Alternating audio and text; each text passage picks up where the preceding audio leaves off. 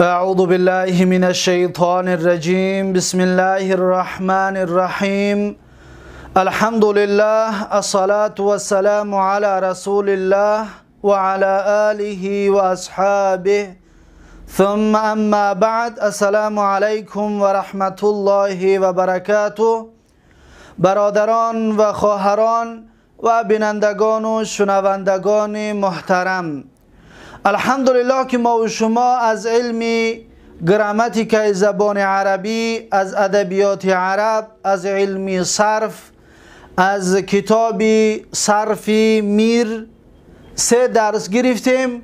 بنده حالا میخواهم درس 4 را از کتاب صرف میر به سمع شما برادران و خواهران و خواهشمندان آموزش زبان عربی برسانم.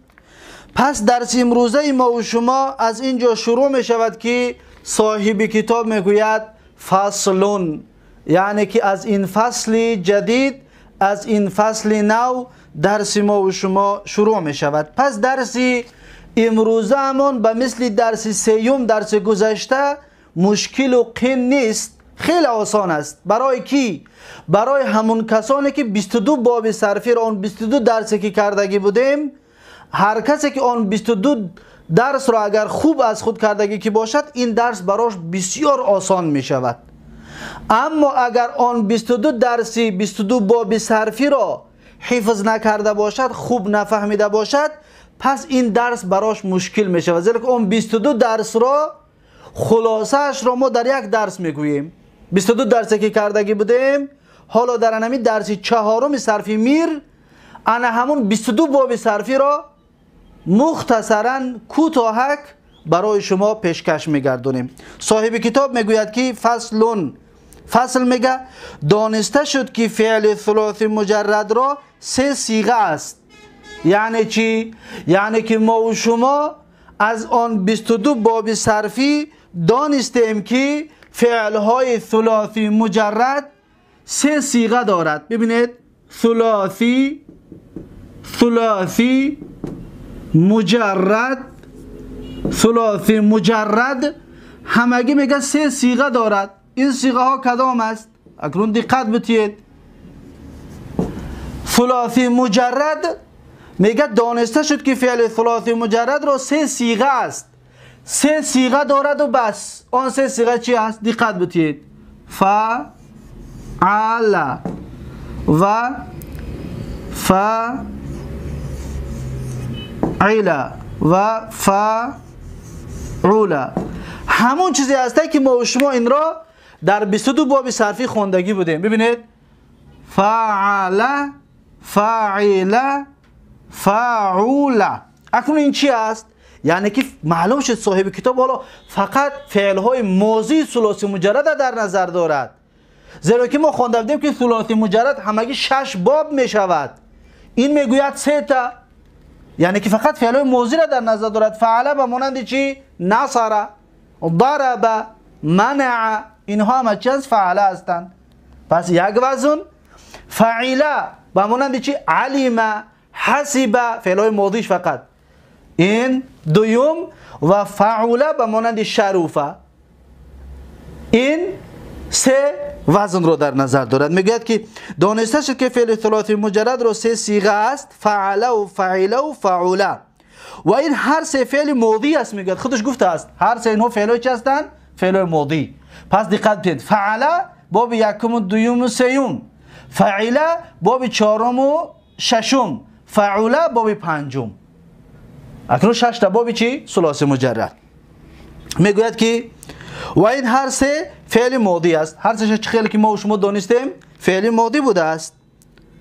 و فعل ماضی آن است که دلالت کند بر زمان گذشته. ما شما را میدونیم فعل ماضی مثلا نصر، کمک کرد، نصرت داد، یاردم کرد و ایمد در زمان گذشته. فعل ماضی به معنای چی است؟ دلالت کند بر زمان گذشته. و هر یکی را مستقبل است یا مستقبل است. مستقبل و مستقبل هر دو جایز است. مستقبل یعنی که ما و شما در آینده در درس‌های گذشته میگفتیم که فعل مضارع، مضارع همین مستقبل است. مستقبل یا مستقبل همون فعل چی است؟ فعل مضارع. هر یکی رو مستقبل است و مستقبل آن است که، یعنی که فعل مضارع را اکنون بیان میکنند، میگه مستقبل آن است که دلالت کند بر زمان آینده. چطور ما میگیم فعل مضارع یعنی زمان آینده، مستقبل یا مستقبل یعنی فعل مضارع بر زمان آینده دلالت میکند. و مستقبل فعل سه است. اکنون یک تا اکنون شرح میتید. ببینید فعل میگه سه تا مستقبل دارد یا مستقبل دارد و باز این را بیان میکنه که دو تا مستقبل دارد، این یک تا مستقبل دارد. این را ما و شما از گذشته میدونیم، از این حساب توضیح زیاد نمیتیم. میگوید که فعل سه است، یعنی که مستقبل فعل سه تا است. فعل را مستقبلش چند تا بوده است؟ سه تا بوده است. مانند چی؟ یفعل، چون نصر ینصر، بابی چندمای؟ بابی یکم. مانند چی؟ یفعل، مانند نصر ینصر، ینصر یاری میکند و مرد در زمان آینده. یفعل باب یکم، این مانند میگه چی؟ چون نصر ینصر یکم وزن و فعل و یفعل دویم وزن میگه یفعلو هست. دقت بتید، یفعلو با کسر عین، یفعلو. این بابی چنده؟ بابی دویم، یفعلو. مانند ضرب یضرب، ما شما میدونستیم بابی دویم هم مثالش چی بود؟ یضرب، میزند و مرد در زمان آینده. و یفعل، اکنون سیوم وزن ترازوی بگیم بابی سیومی ثلاثی مجرد یفعلو هست. یفعلو، فعل عین فتحه دارد، یفعلو عین فتحه دارد. در اونجا گفته بودیم که این باب شرط دارد. شرط چه است که عین باب یا که لام باب از حرفای حلق باشد. حرفای حلق 6 تا بود. چی بود؟ الف ها، عین، غین، ح و خا. یعنی که یکی از همین حرفا یک تاش باید حرفای حلق باشد، پس از بابی سیوم میشد. مانند چی بود؟ منع یمنع، یمنع، یمنع، یمنع یعنی منع میکند و مرد در زمان آینده. پس فعل را فعل های مضارعش بیان کرد، اینها بوده است: فعل یفعل، فعل یفعل، فعل یفعل. باب یکم و دویم و سیوم. اکنون صاحب کتاب چی میگوید؟ میگوید که فعل دو و مستقبل فعل دو است. اکنون میگه فعل فعل مضارعش دو تا است. این باب چند میشود؟ باب چهارم. باب چهارم. باب چهارم چی بود؟ فعل یفعل، یفعل به مثل علم یعلم، یفعل. باب چهارم. صاحب کتاب میگوید که مستقبل فعل دو است. یفعل چون علم یعلم، یعلم، یعلم یعنی که میداند و مرد در زمان آینده. و یفعل دویم وزن یفعلو است. پس وزن یفعلو باب چند است؟ یفعلو. مانند یحسبو، حسب یحسبو باب چند بود؟ یحسبو. حسب یحسبو باب 6. پس این باب 6 است. باب چهارم و باب ششم. باب پنجم اینجا می باشد که این باب چند می شود بعد؟ باب 5. خب اکنون میگه که و مستقبل فعول یک است. و مستقبل فعول فعل مضارع فعول یک تا است. اون چی است؟ یفعل، یفعل. مانند یشرف. ببینید یشرف یعنی که انسان با شرف می شود، با شرافت می شود. شرف یشرف. پس دیدید انا همون 6 باب ثلاثی مجرد است که ما و شما اینها را یک تا در 6 درس بیان کرده بودیم. اگر میخوای در باب ینصر معلومات مفصل بگیری، از 22 باب صرفی درس یکم گوش کو، در باب یضربو درس دوم گوش کو، در باب یمنع درس سوم گوش کو، باب سوم است. در باب یعلمو درس چهارم گوش کو، زیرا که باب چهارم است. در باب یحسبو درس ششم گوش کو، زیرا که باب 6 است.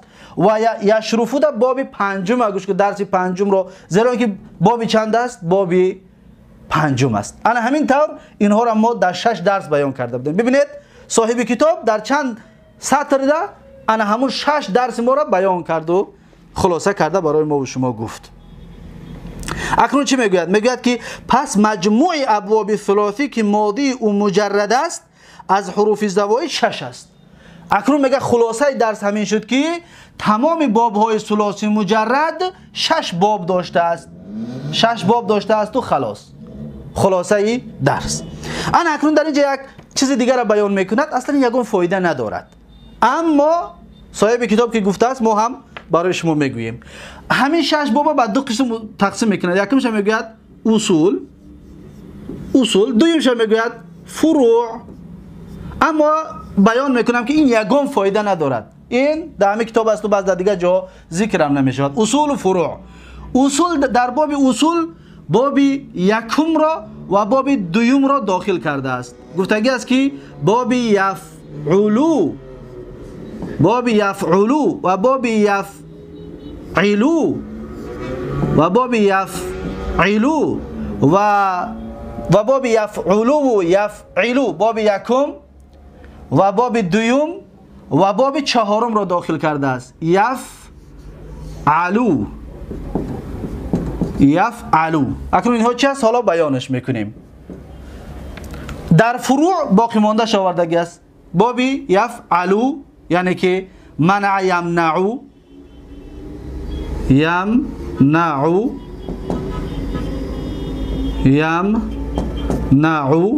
و باب یحسبو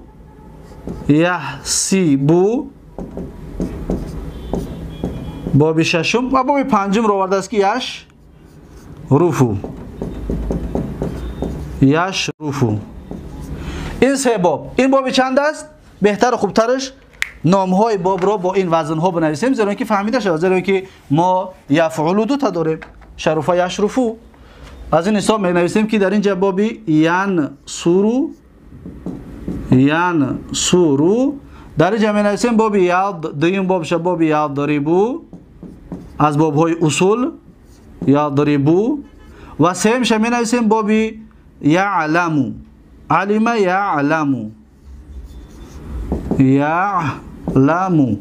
خب این تقسیم کرده است. این سه تا گفتگی است که با اصول است و این سه تا گفته است که فروع است. حالا میخوانیم صاحب کتاب چی میگوید. میگوید که فعل یفعلو و مثل نصر ینصرو و فعل یفعلو و مانند ضرب یضربو و فعل یفعلو و مانند علم یعلمو. این سه باب رو میگوید چی است؟ میگوید و این سه باب رو اصول خوانند. این را میگن نامش چی است؟ اصول است. این سه تا اصول میگن. چی داره گفتم؟ یگان فایده ندارد. این با دانستن و ندانستن هیچ فایده ندارد. اصول خوانند. حرکت عین مستقبل یا مستقبل مخالف حرکت عین ماضی است. یک کس بگه که اکنون برای چی این را اصول گفت و این را فروع گفت؟ برای چی؟ میگه به خاطر آنه که ینصرو ساده نگاه کن، ضمه فعل ماضی شبیه فتحه، پس با یکدیگر مخالفت کردند، یعنی که هر دوش موافق نیامدن. برای همین خاطر شد اصول، زیرا که فعل ماضی از مضارع فرق دارد. فعل ماضی زمان گذشته است، فعل مضارع زمان آینده. وقتی که فعل که فرق دارد میگد شکلم کلمه هم فرق کرد، پس اصول میشود. میگد چی فهمیدید؟ هیچ چیز یکم فایده نداره فهمیدنشم. یضربو یک از بگه برای چی او از اصول شد، میگه که در آن که فعل ماضیش یفعل عربی فتحه، در فعل مضارع کسره شد، ماضیش از مضارعش که فرق کرد، از این حساب شد اصول. یعلمو علمه، ببینید فعیله است، عینش کسره است در فعل ماضی، در فعل مضارع عینش فتحه شد، پس شد اصول. و اینها چی؟ نه، اینها یمنعو منع در فعل ماضی هم چی بود؟ فعله بود، عینش فتحه بود، در فعل مضارع هم فتحه شد، پس هر دوش یک خیل هستند، هر دوش فتحه دارن، پس فروع شد، اصل نشد.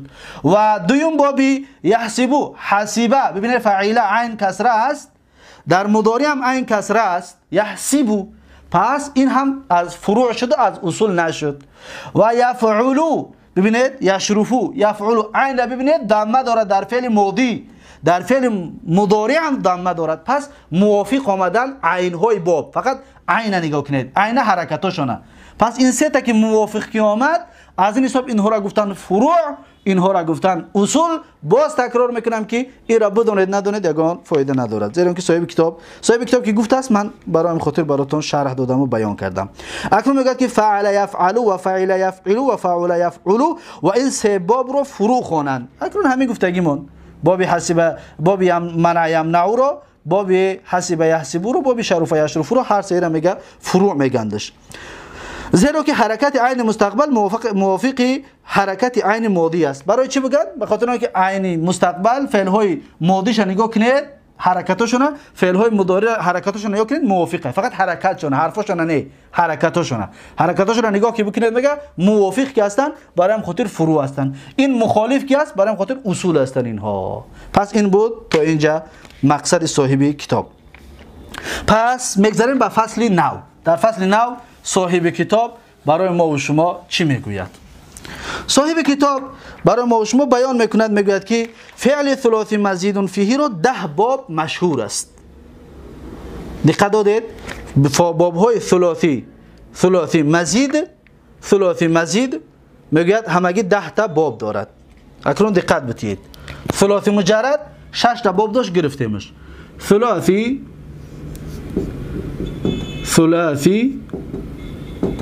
مزید همگی 10 تا باب داره. میگه صاحب کتاب. ما و شما ثلاثی مزید چند تا خوندگی بودیم؟ 12 تا. دقت دادید؟ 12 تا خونده بودیم. پس ما از صاحب کتاب فرق کردیم. ما 12 میگیم، صاحب کتاب صرف میر چند میگه؟ 10 تا میگه که فعل ثلاثی مزید فی رو 10 باب مشهور است. اما ما در 22 باب خوندیم که 22 تا است. و بعد این کتاب تصریف ایزی را میخوانیم ان شاء الله، الله نصیب میکند. در اونجا میگه باب ثلاثی مزید 14 تا است. ما 12 تا خوندگی، میگه 14 تا است. پس ما گپی کدام اینها را بگیریم؟ ما 22 خوندیم، در کتاب بناء الافعال 22 میگه، 12 میگه، و تصریف صرف میر 10 تاش میگه، و تصریف ایزی 14 تا میگه. کدامش میگیریم؟ ما همون چیزی که خوندیم همون را 12 را. زیرا که با صاحب کتاب دو تا که در این جوال ذکر نمیکند، در آخر کتاب با ذکرش میکند. دو تا در آخر کتاب ذکرش میکند. از این حساب پس دقت بتید که صاحب کتاب از اون 12 تا خوندگی ما 2 تاش نمیگیره، کدامش نمیگیره. دقت بتید. خب این هم به مثل همون تقسیماتی که میکردیم ثلاثی مزید به 3 قسم تقسیم میشود. به 3 قسم، یکم، دوم، سوم. یادتون هست میگفتیم که ثلاثی مزید 3 بابش، 3 تا بابش یک تقسیمه، و 5 تا بابش یک تقسیمه، و 4 تا بابش یک تقسیم دیگه. 3 با 5 چند می شود؟ 3 با 5 می شود 8 تا، و با این 4 می شود 12 تا. پس تقسیمات خواندگی اولینه ما. پس با موافق کتاب بگیریم، اگر باید اینجا را چیکار کنیم؟ باید اینجا را 2 تا بکنیم، بگیم 2 تا می شود، زیرا که این 10 تا میگه. 3 با 5 8، با این 2 تا 10 تا. صاحب کتاب، صاحب صرف میره گفتگی گپش. خب اکنون بیایید تا بیان میکنیم که چی گپ شد در اینجا. میگه که فعل ثلاثی مزید فی رو 10 باب مشهور است. 10 تا باب موافق گپی صرف میر، اما ما گفتیم 12 تا است. یکم باب چی است؟ افعال هست. ما شما باب افعال میدونیم نه؟ افعل یفعل افعالا. باب چندم بودی؟ باب هفتم. یکم باب ثلاثی مزید، یکم باب ثلاثی مزید باب افعل یفعل افعال بود. اکرم یکرم و اکرام. پس اکرم یکرم و اکرام باب یکم است. خلاصه بیان کرده رفتن میگیره. میگه باب افعال افعل یفعل افعالا، چون مانند اکرم یکرم و اکراما یعنی که اکرم احترام کرد، اکرام کرد، حرمت کرد. یکرم احترام میکند یا حرمت میکند، اکراما حرمت کردن. این باب چنده؟ باب هفتم. و باب یکمی ثلاثی مزید. باب تفعیل دویم باب تفعیل است. این سه تا را بیان کردی سای. حالا چه بیان کردیم؟ باب افعال دویم بابش میگه باب تفعیل است، فقط مصدر را گرفته سای. باب تفعیل مانندی فعل یفعل تفعیلا، و مانندی چون صرف یصرف تصریف. ما در اون 22 باب گفتیم فرح یفرح تفریح، صرف یصرف تصریف. همچنین از باب چی؟ از باب هشتم است. از باب هشتم می باشد. پس از این سه تا دو تاش بیان کرد. باب مفاعله، باب مفاعله چندم باب است؟ باب دهم. فاعل یفاعل مفاعلتن خواندگی بدیم و میگوید که فاعل یفاعل مفاعلتن، چون ضارب یضارب مضاربتن، ضارب یضارب مضاربتن. پس این سه تا را بیان کرد. ما در اون 22 باب این باب نهم رو خوانده بودیم که قاتل یقاتل مقاتلتن و همچنین دو مصدر دیگه هم داشت، قتالا و قیتالا، دو مصدر دیگه هم داشت، اما این کتاب اون دو مصدرش ذکر نکرد، فقط یک مفاعلتن مضاربتن مقاتلتن یک مصدرش ذکر کرد و خلاص. خب این بابی چند بود؟ اکنون سه تا این را خلاص کرد. صاحب کتاب میگوید که در ماضی هر یکی از این سه باب یک حروف زائده است. این ما گفته بودیم که برای چی ما سه تقسیم کردیم؟ برای حرفا. در اینجا یک تا حرف زیاد است، سه باب ده یک حرف زیاد است، بس در این یک حرفی زیاد شدن. اگر میخواهی که به تفصیل بفهمی که اون حرف کدام است، پس بازگرد به 22 باب صرفی، درس هفتم، باب هفتم، باب هشتم، باب نهم گوش کن، انا همین را با تفصیل بیان کردگی هستیم. دیگه حالا حاجت به بیان کردن اون اینجا نمی باشد. خب اکنون ما این قسم رو خلاص کردیم. میگذاریم به قسم دوم که دو حرفی زیادی دارد، اون همگی 5 باب است. خب صاحب کتاب میگوید که باب افتعال، باب افتعال میدونیم باب چند است؟ از اون 22 باب صرفی باب دهم، باب 10 میگوید که افتعل یفتعل افتعالا، این ترازو است، وزن است، مانند اکتسب یکتسب اکتسابا. در اونجا ما خونده بودیم باب 10 را چی؟ اجتمع یجتمع اجتماع. اکتسب اجتماع هر دوش از باب چنده؟ از باب دهم است. پس از این ما یک تاش رو گرفتیم از این 5 باب. باب افتعالش میگن، باب افتعال. دوم بابش باب انفعال است، انفعال. پس باب انفعال ترازوش انفعل ینفعل انفعالا و موزونش مانند انصرف ینصرف انصرافا، انصرف ینصرف انصرافا. در اونجا ما خونده بودیم که انکسر ینکسر انکسارا، همون انکسره و همین این انصرفه هر دوش از باب چنده؟ باب 11. پس از این 5 تا ما 2 تاش رو گرفتیم. و سیومش باب تفعل هست، باب تفعل مانند ترازوش تفعل یتفعل تفعلا، مانند تصرف یتصرف تصرفا. پس تصرفه در اونجا ما خونده بودیم که تکلم، تکلم یتکلم تکلما و تصرف یتصرف تصرفا، هر دوش از یک باب است. بابی چی است؟ باب 12 هم؟ نه، باب 13. پس ما از این 3 تاش رو خوندیم. ما باب 10 را، 11 را، حال 12 را نخوندیم اونجا در خواندگی همونه، و 13 را خوندیم، 3 تا شد. و چهارمش باب چی است؟ چهارمش باب تفاعل، میگه باب تفاعل است، مانندی ترازوش تفاعل یتفاعل تفاعلا، مانندی تضارب یتضارب تضاربا. ببینید تضارب، تضارب همون چیزی است که ما در 22 باب صرفی خونده بودیم که تباعد، تباعد یتباعد تباعدا، تضارب یتضارب تضاربا، هر دین ها یک باب است. پس یادتون باشه در اونجا ما گفته بودیم که باب این تباعد مشارکه بین اثنین فاکثر بود، اما باب مفاعلت از این باب سیوم بابش در اینجا ما او را باب چی خوندیم؟ باب ضاربه خوندیم. این مشارکه بین اثنین او واحد بود. اینها را با تفصیل در بارشون صحبت کرده هستیم در 22 باب صرفی. و کدام اینها اکنون متعدی است، کدامش لازم، اینها هم صحبت داشتیم. و تقسیماتی که در اونجا و تفصیل و شرحی که در اون 22 باب دادگی هستیم، همون رو حالا ببینید 22 درس در یک درس در نیم ساعت کم و زیادتر بیانش میکنیم و با آخرش میرسونیم. خب اکنون چی میگوید؟ میگوید که حالا ما باب چی رسیدیم؟ تضارب. باب تضارب باب تباعد. باب تباعد چنده؟ باب 14. باب 14. حالا در بین باب 12 ماندگی است. 10 را 11 را گرفتیم، 13 14 را. پس از این 5 تا ما 4 تا گرفتیم. اکنون پنجمش میگه که باب افعل، افعلال، باب افعلال.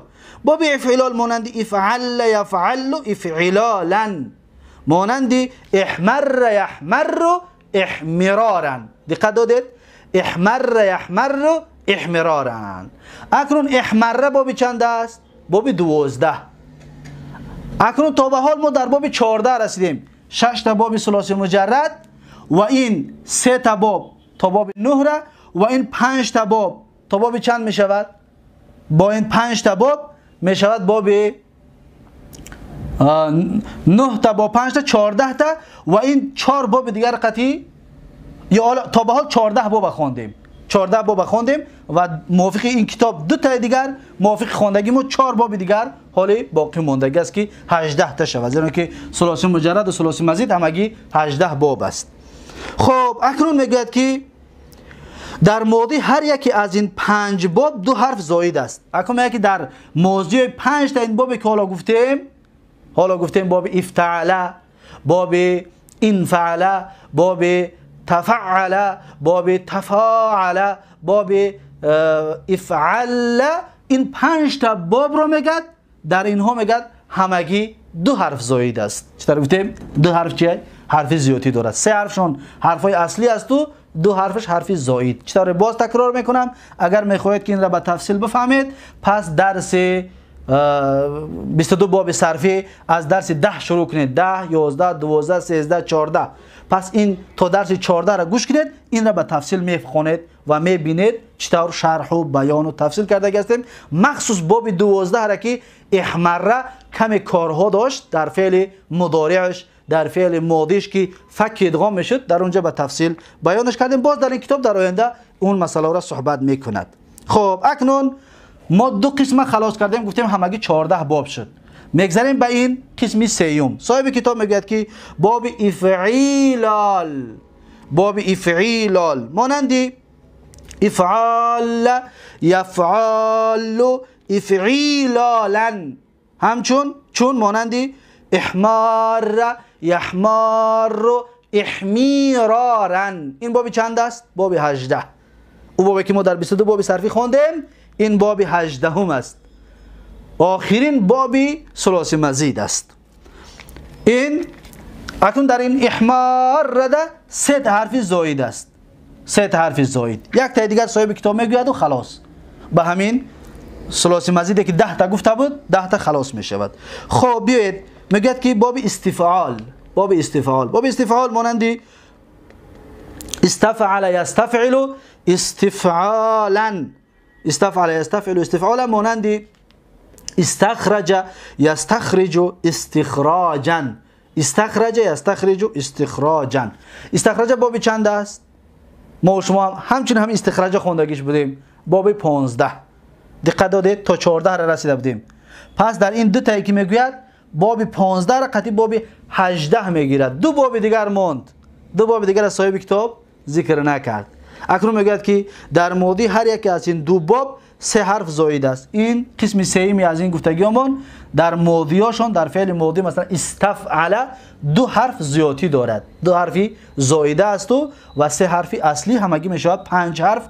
و این رو میگوید که از این حساب گفته که در این 2 باب میگه 3 حرفی زائد است. 3 تا حرفی چی است؟ زائد است. 3 تا زیادی است و 3 تا اصلی همگی 6 حرف دارد. زیرا که باب استفعل دقت بتید استفعل دقت بتید این 3 تا حرفای چیه؟ زائد است و این 3 تا حرفای اصلی است که استغفر مثلا، استغفر،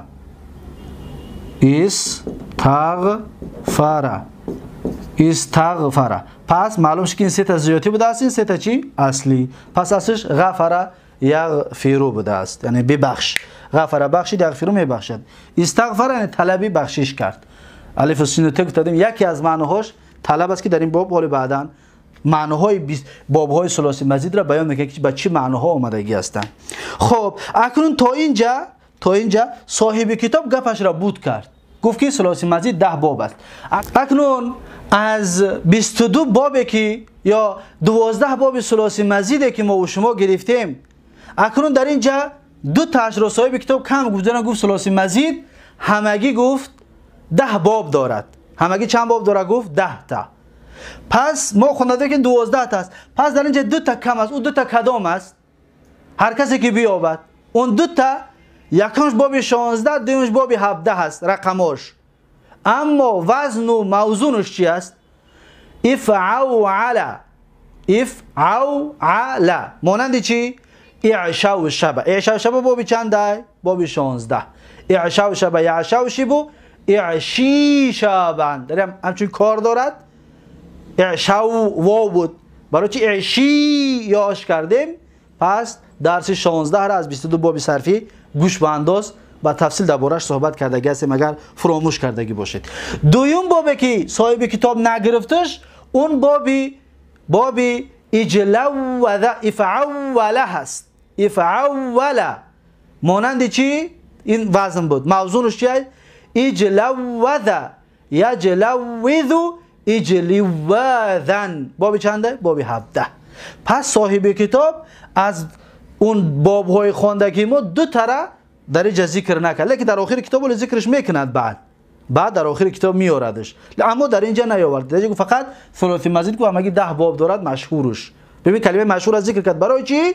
به خاطر اینکه گفتیم که در بناء الافعال 12 باب ثلاثی مزید، در کتاب تصریف عزی 14 باب ثلاثی مزید، با در بعض دیگرش باز زیادتر می شود و کمتر می شود. از این حساب گفت که مشهورش گفت 10 تا است. پس ما صاحب کتاب در اینجا مخالفت میکنیم، میگیم بله گپ راست مشهورش، اما ما 2 تا دیگه زیادتی میکنیم که باب اعشاء شبه، باب اجلوذ، تا اینکه بشود 12 باب ثلاثی مزید.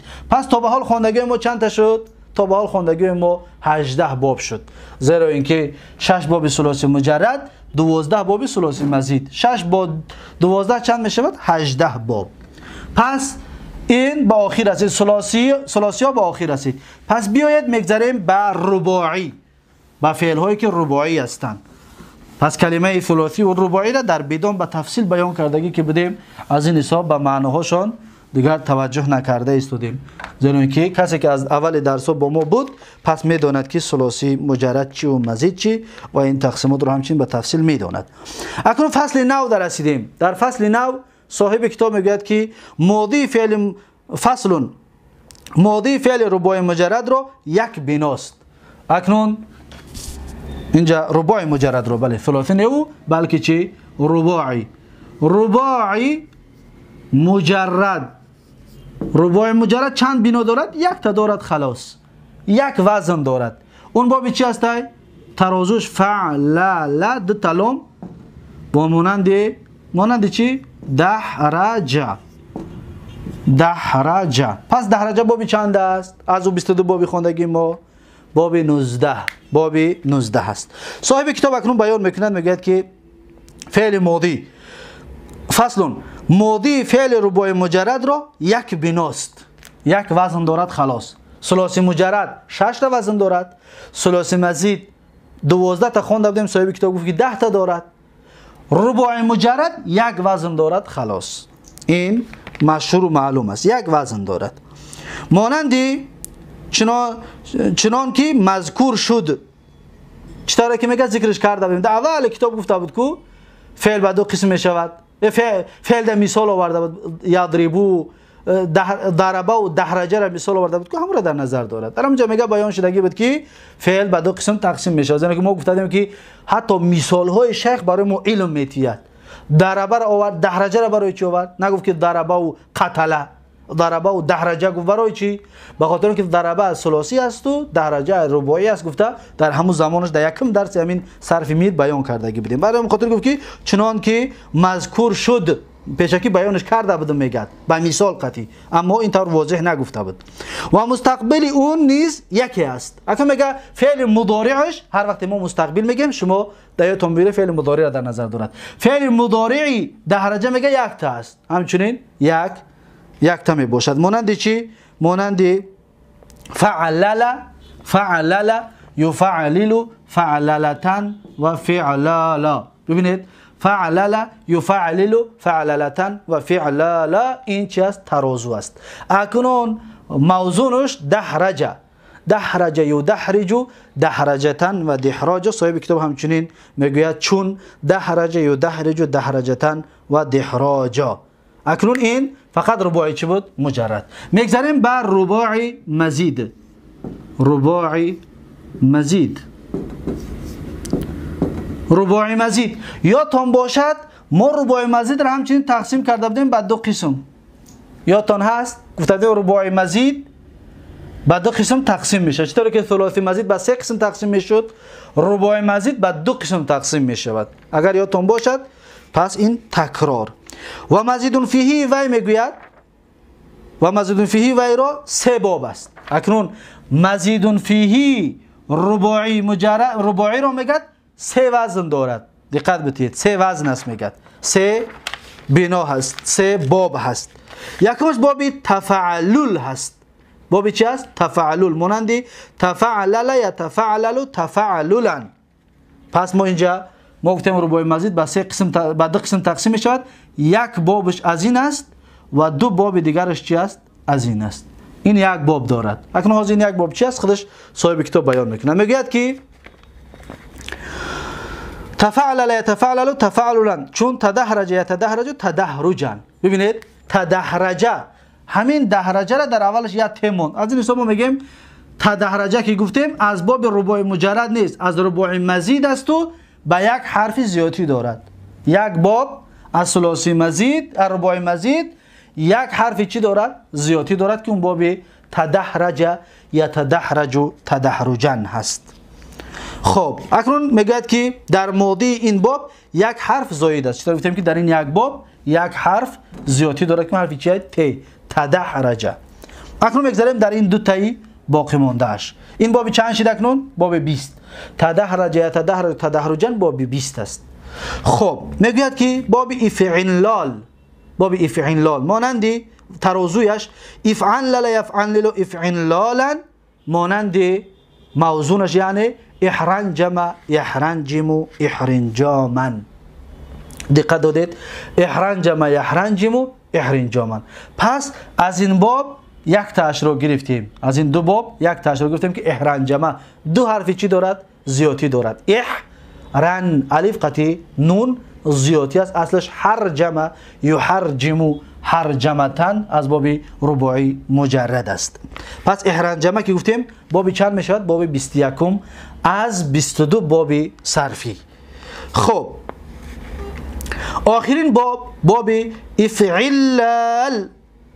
افعلال ببینید افعلال میگه افعلل یا افعلل باید بگوید. اینجا در هر کسی که دقت بتید، کسی که این کتاب ها را دارد زیرا که چاپاشون گوناگون است، بعضی هاشون همین شدت در لام دوم است. اگر لام دوم نباشد درست است، اما در بالای لام یکم باشد اگر غلط است، خطا است. اینجا در افعلل در کتاب ما در باب یکم در لام یکم در شده است، غلط است. در لام دوم باید باشد، در لام دوم شده میان، نه در لام یکم. پس میخوانیم که افعلل افعلل یفعلل، در دویمش هم دویم لام بونید. افعلل درست است، افعلل درست است، در لام یکم شده دارد. اکنون این ترازو بود. موضوعش چی است؟ اقشعر یقشعر اقشعرارا. اقشعر یقشعر اقشعرارا. پس اقشعر باب چند است؟ آخرین باب صرفی در کتاب 22 باب صرفی ما گرفتیم باب 22 است. پس این را همچنین ما گرفتیم هر دویش را. پس اقشعر دو تا حرف زیادی داره. در اولش یک همزه است، در آخرش چی است؟ یک ر را زیادی کردیم در اقشعر. اصلش چی بود؟ قشعر، از باب رباعی مجرد از باب 19 بود. قشعر یقشعر قشعرتن و قشعارا، اصلش اینطور بود، ما زیادی کردیم. خب اکنون صاحب کتاب میگه که در ماضی هر یکی از این دو باب دو حرف زاید است. ببینید در این دو باب دو حرفی چی داره میگه؟ زیادی داریم، چطوری که بیانش کردیم.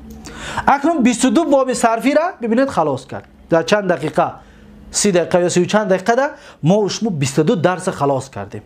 این 22 درس با تفصیل فعل ماضی و مضارع، اسم فاعل، اسم مفعول، جهت، نفی، امر، نهی، اسم زمان، اسم مکان، اسم حالت، اسم تفضیل، حتی مصدر میمی، 13 چیز اشتقاقش را اگر میخوای هر یک باب رو بفهمی پس بازگرد به اون 22 باب صرفی. در اونجا به تفصیل اینها را بیان کردیم. هر کسی که اونجا فهمید پس اینجا راحت کرد. اما هر کسی که او را گوش کردگی نباشد اونجا را نفهمیده باشه پس درس ما را هیچی نفهمید. یقین میدونم که درس ما را هیچی نفهمید. اگر 22 باب صرفی را ندانی این درس هیچی نمیفهمی. زیرا اینکه ما ترجمه نکردیم مثالا را. زیرا در اونجا گفتگی بودیمشون.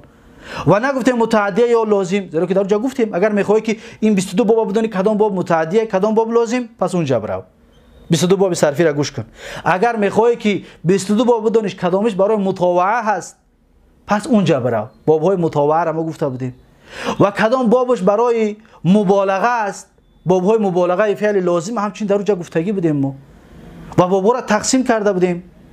باب کدامش که برای زیادتر هست برای مبالغه فعل لازم است گفته در اونجا به تفصیل صحبت کرده هستیم. از این حساب اینجا دیگر اونها را تکرار نمی کنیم. به همین 22 باب صرفی به آخر رسید. اکنون یک چیز دیگر را بیان میکنیم در اینجا. این را در کتاب بیدان خواندگیم. اگر کتاب بیدان رو درست فهمیدگی باشد اگر این گپ را به آسانی میفهمید. بیایید میبینیم که این گپ چی است. دقت بتید.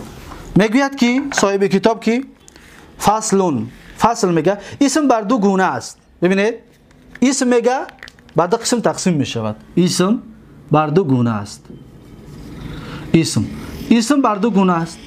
چیزی که ما در اینجا صاحب کتاب میگه چی میگه؟ مصدر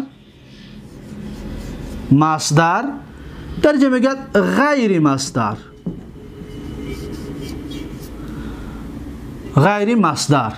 مصدر غیر مصدر. دقت دادید؟ اکنون ما در کتاب بیدان همین را چی خونده بودیم؟ در کتاب بیدان ما همین چیزا خوندگی داریم. اسم به دو قسم تقسیم می شود. اسمی چی بود؟ اسمی مشتق. اسمی چی؟ اسمی بله اسمی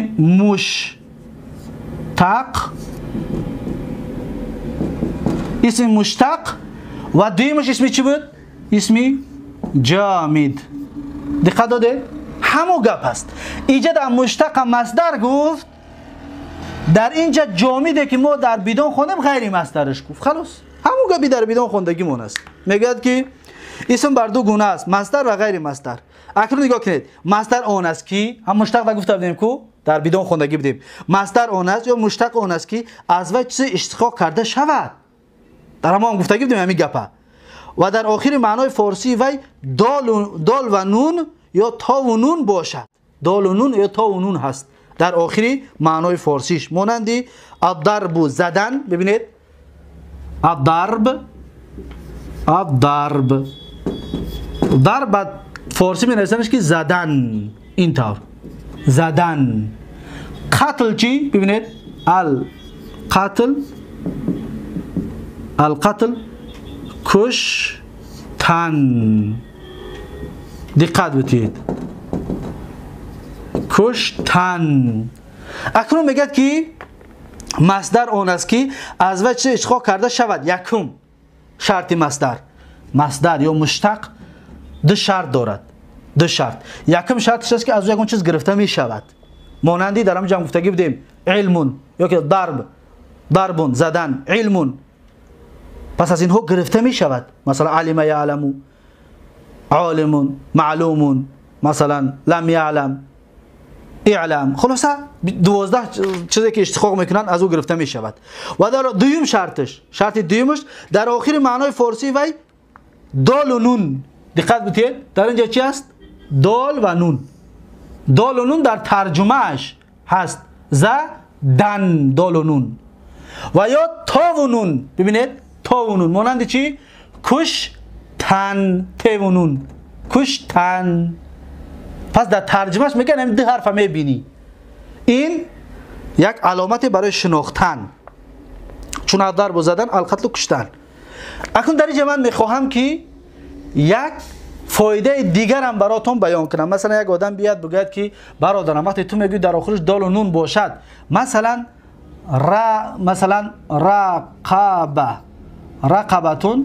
رقبتون این چی است؟ گردن. با تاجیکی به فارسی می نویسنش که گردن. ببینید گردن. پس ما حاضر اگر ببینیم در آخر رنگی برای دال و نون است، آیا همه رقبتون همچنین اسم مصدر است، مشتق است؟ میگیم نه، زیرا که ما یک معنای دیگر هم گفتیم که باید مشتق باشد. رقبه مشتق نیست، از یگون چیز گرفته میشه، رقبه گردن خلاص. با یک فایده دیگر هم براتون، اگر همین طور دیدید نون بگیرید پرتوید، نون شو بگیرید پرتوید، این را ساکن بکنید، معنای فعل ماضی می شود. مثلا زد، کشت، دیدید زد و مرد در زمان گذشته فعل ماضی شد. کشت و مرد در زمان گذشته ببینید فعل ماضی شد وقتی نون می پرتویم. اما در اینجا اگر ما نون پرتویم می شود گرد. گرد یعنی چنگ و خاک و گرد، فعل ماضی نمی شود، گرد. این فایده ها را در ذهنتون داشته باشید. خب اکنون میگه که فعل ماضی و مضارع اکنون مشتقات بیان میکند. مشتقات 12 چیز میشود. این 12 چیز همچنین در بدون خوندگی هستیم، این دیگر یگان جای قینی ندارد. فعل ماضی یک ماضی است و مضارع و امر و نهی، جهد و نفی، اسم فاعل، اسم مفعول و اسم زمان، اسم مکان و اسم آلت و اسم تفضیل. اکنون چند تا شد؟ 14 تانه. ماضی، مضارع، امر، نهی، جهد، نفی، اسم فاعل، اسم مفعول، اسم زمان، اسم مکان، اسم آلت، اسم تفضیل. چند تا شدین؟ خب ماضی 1، مضارع 2، امر 3، نهی 4، جهد 5، نفی 6، اسم فاعل 7، اسم مفعول 8، اسم زمان 9، اسم مکان 10، اسم آلت 11، اسم تفضیل 12. همون 12 چیزی که در بدون خوندیم همون 12 چیز است و بس، اون چیز زیادی دیگر ندارد. اگه میگه که اسم تفضیل از مصدر مشتق اند، همه 12 چیز را میگه از مصدر میگیریم. در بدون گفته بودیم که از مشتقات میگیریم. مشتقات یعنی که از اون چیز گرفته میشود. اما غیر مصدر یا جامد سختی است او یگان چیز گرفته نمیشود. مانند چی؟ مانند مثال جامد رجلون. ببینید رجلون. آیا میشه بگوی رجلون در زمان گذشته؟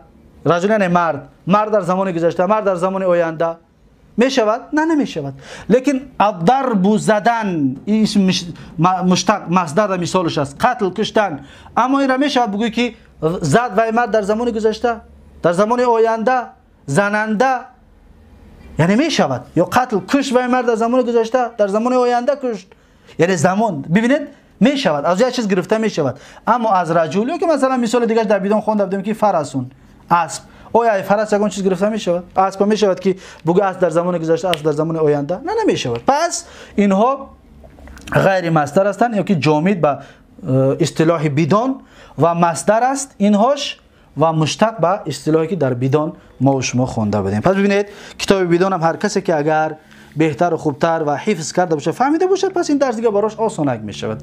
پس درس امروزه ما تا همین لحظه چی قدر شد تکرار همون کتاب درس‌های گذشتهمون بود. 22 باب صرفی را در اینجا گفتیم و تقریبا یک درس یا دو درس بدون هم در اینجا تقریبا آمد. اسم مشتق چی است و جامد چی است، یعنی مصدر غیر مصدر و این مثالا را همچنین در بدون هم گرفتگی بودیم. پس این هست درس چهارم ما و شما از کتاب صرفی میر و در این فصل درس امروزمون را به پایان میرسانیم و درس آینده ان شاء الله از این فصل درس را شروع خواهیم کرد. درس پنجم ما و شما از اینجا شروع خواهد شد که چطوری که درس گذشته در آخر بیان کردیم که ما گفتیم اسم یعنی که مصدر یا که فعل، اسم یا فعل 7 قسم می شود: صحیح و مثال و اجوف و ناقص و لفیف و لفیف مفروق و مقرون. 7 قسم می شود.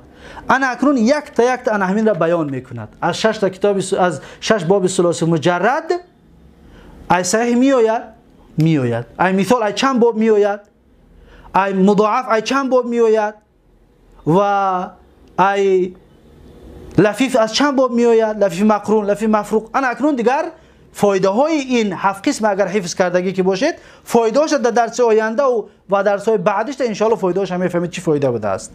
یعنی که اون 7 قسمی که ما میکنیم اون بیهوده نیست، اون را فایدهش ان شاء الله درس های آینده خواهید فهمید که چی فایده ها داشته است. پس این است درس امروزه ما و شما و این درس رو در اینجا به آخر میرسانم و یک شما رو به الله تبارک و تعالی میسپارم. هر کجایی که باشید سلامت و موفق و سربلند باشید تا درس آینده. الله حافظ و مددکار. السلام علیکم و رحمت الله و برکاته.